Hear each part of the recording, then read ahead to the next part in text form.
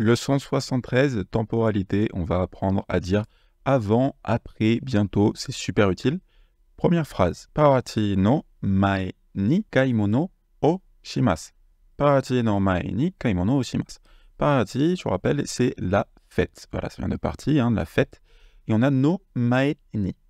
No mae ni. Mae, ça veut dire avant. Alors, mae, on l'avait déjà vu pour dire devant. Par exemple, devant la maison. Eh bien, il faut savoir que ça veut également dire avant lorsque l'on parle de temporalité. Ici, c'est exactement ça, parce que ça n'a pas vraiment de sens de dire devant la fête. Voilà, ça va être avant la fête. Avant la fête. Donc, parati no mae. C'est être avant le avant de quoi? Le avant de la fête. Voilà, on passe par ce no mae pour dire avant quoi. Donc, avant la fête. Et ensuite, on a le ni, qui est la particule qui indique la cible, qui indique le moment où se passe l'action. Et l'action, c'est quoi? C'est kaimono o shimasu. Je vais faire les courses. Je vais faire les courses avant la fête. Je vais faire les courses avant la fête. Kaimono no ato, ryori o shimasu. Ato, ça veut dire après. Ato, ça veut dire après. Vous connaissez peut-être le kanji, le kanji qu'on lisait ushiro quand on mettait derrière le kana lo. Donc vous voyez que le devant et derrière, ça sert également pour exprimer la temporalité. Alors attention, ici, ça ne se lit pas ushiro, ça se lit bien ato. Ato, ça veut dire après. Ato, ça veut dire après. Kaimono no ato, après les courses, ryori o shimasu, je vais cuisiner. Après les courses, je vais cuisiner. Alors vous voyez qu'ici, on n'a pas mis de ni parce que ça, on peut le faire avec la temporalité. On a déjà vu qu'on donne juste la temporalité en début de phrase et que derrière, on place l'action. On pourrait, si on veut, passer par la particule ni. Il n'y a pas de souci. Kaimono no ato ni ryori o shimasu. Après les courses, je vais cuisiner. Alors c'est quoi la différence entre kaimono no ato ryori o shimasu et kaimono no ato ni ryori o shimasu?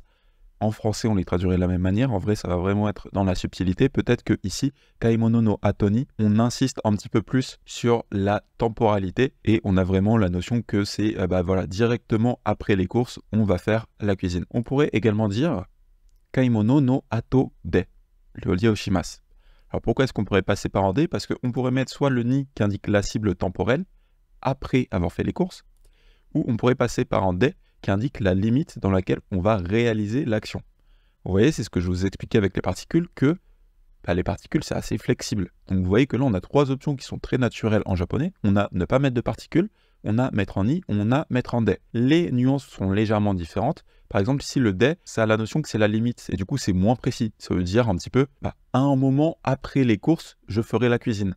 Alors que quand on passe par en i, on a plus la notion que c'est l'action qui va suivre directement. Après les courses, je vais faire la cuisine. Alors que là, ce serait peut-être à un moment après les courses, je vais faire la cuisine. Alors, en français, là, j'ai fait exprès de dire un moment après. En vrai, on ne le mettrait pas. C'est pas aussi fort que ça. C'est vraiment dans la subtilité. C'est juste pour vous montrer la différence. Que ici, avec le de, on instaure une limite temporelle. Alors qu'ici, avec un i, on indique la cible temporelle. En pratique, le plus important, c'est de comprendre les phrases quand vous les voyez. Que comprendre que quand on dit kaimono no ato de ryori o shimasu, ça veut dire je ferai la cuisine après les courses. Mosugu party ga hajimaru yo. Mosugu party ga hajimaru yo. Je rappelle, hajimaru, ça veut dire commencer. Commencer. Donc ici, on a en ga parce que c'est quelque chose qui commence. Et c'est quoi? C'est party. C'est la fête. La fête commence. Yo qui rajoute de la force. Ça commence. Du coup, ça va commencer. On a mosugu. Mosugu, ça veut dire bientôt. Donc là, ça veut dire la fête va bientôt commencer. Donc mosugu, ça s'utilise pour dire bientôt. Voilà, c'est quasiment immédiat. Ça va commencer là très bientôt. On pourrait presque dire très bientôt. La fête va commencer bientôt. Wakarimashita. Sugu ikimasu. Sugu, ça veut dire immédiatement. Sugu, ça veut dire immédiatement. Donc, wakarimashita, j'ai compris. Nous, en français, on dirait peut-être ah, ok, d'accord. Et sugu ikimasu, j'y vais immédiatement. Je pars tout de suite. Du coup, c'est quoi la différence entre sugu et mosugu? Mosugu, ça veut vraiment dire bientôt. Quelque chose va commencer bientôt. Sugu, ça veut dire immédiatement. Si vous dites mosugu ikimasu, ça veut dire j'y vais bientôt. Si vous dites sugu ikimasu, ça veut dire j'y vais immédiatement, tout de suite. Ima reporto kaite imasu. Ima reporto kaite imasu. Maintenant, j'écris en rapport. Je suis en train d'écrire, ou on pourrait dire de rédiger un rapport. Donc ici, on insiste sur la temporalité en mettant le ima comme ceci en début de phrase. On met une virgule, voilà, ima en ce moment. Et on a la forme en te iru, qui est passée ici à la forme polie, donc te imasu, qui indique je suis en train de faire. Maintenant, je suis en train d'écrire un rapport. Atode ikimasu. Atode, ça veut dire plus tard, après. On l'avait vu rapidement tout à l'heure en disant no atode, pour dire kaimono no atode, après les courses. Ça peut également s'utiliser directement tout seul comme ceci, atode, en temps qu'adverbe pour dire plus tard, après. Donc atode ikimasu, j'irai plus tard. j'y vais plus tard. On dirait très certainement ici, j'irai plus tard. J'irai plus tard. Mata atode denwa o kakeru. Mata atode denwa o kakeru. Mata, ça veut dire encore. Du coup, on a quoi? Atode denwa o kakeru. Après, je vais appeler et on a mata. Donc ici, on dirait je vais rappeler encore plus tard. Je rappellerai plus tard. Je rappellerai plus tard. Pourquoi? Parce qu'on a le mata. Donc on refait le denwa o kakeru. On rappelle. On dit directement, on a un verbe pour ça en français, c'est rappeler. Je rappellerai. Quand ça, atode, plus tard. Je rappellerai plus tard. Mainichi isogashi no. Mainichi isogashi no. Mainichi, je rappelle tous les jours. Isogashi, ça veut dire être occupé. Et ici, on est dans une tournure un petit peu orale où on met en no avec l'intonation montante pour poser une question. Est-ce que tu es occupé tous les jours? Mainichi isogashi no. Est-ce que tu es occupé tous les jours? Sonnani isogashiku nai ne. Sonnani isogashiku nai ne.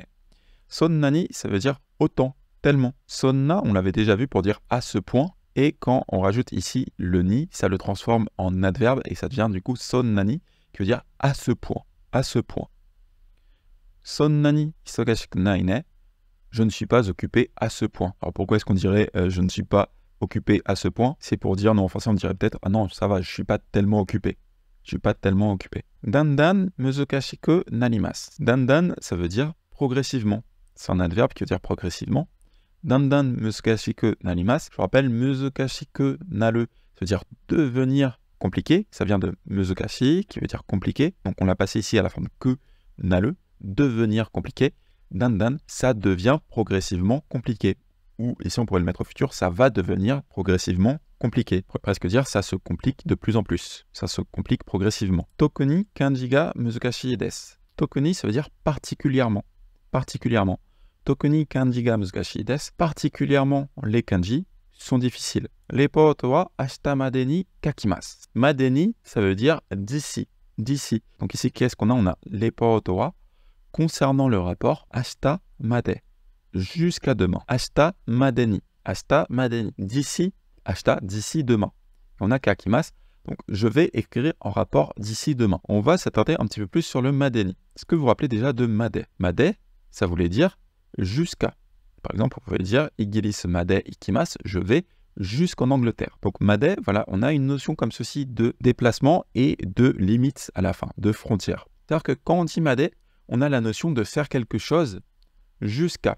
C'est-à-dire que jusqu'à atteindre cette limite, on continue de faire quelque chose. Quand on dit madeni, la différence, c'est que madeni, ça va montrer une deadline.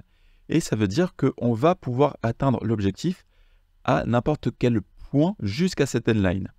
Donc ça, c'est la différence, c'est que made, c'était continu jusqu'à la limite. Là où madeni, ça veut dire que ça va s'arrêter quelque part avant la deadline, que la deadline, ça peut s'arrêter, mais qu'après, c'est trop tard. Donc madeni, ça va instaurer une deadline. Voilà, la définition est la suivante. L'adverbe madeni indique la limite dans laquelle une situation peut être atteinte. Du coup, il y a quand même une différence entre reporto wa ashita madeni kakimasu et reporto wa ashita made kakimasu. C'est quoi? C'est qu'ici, on dit « j'écrirai en rapport d'ici demain ». Vous voyez que, en fait, demain, c'est la limite ici. Et en fait, vous allez atteindre l'objectif quelque part d'ici demain. Vous voyez, on a le ni qui indique la cible. Donc, ça veut dire que l'objectif sera atteint d'ici demain. Alors que si vous dites reporto wa ashita made kakimasu, vous avez la notion que vous écrivez le rapport jusqu'à demain. Que jusqu'à demain, vous allez l'écrire et ça ne va pas s'arrêter d'ici demain. Ça va s'arrêter quand? Ça va s'arrêter demain, mais que jusqu'à demain, vous allez continuer et que après, vous allez arrêter. Donc madeni, c'est d'ici. Made, c'est jusqu'à. J'écrirai le rapport d'ici demain. J'écrirai le rapport jusqu'à demain. C'était la leçon 73 sur la temporalité. On a vu notamment mae et ato qui servaient respectivement à indiquer avant et après. Et on a également vu madeni qui veut dire d'ici. C'était la leçon 73.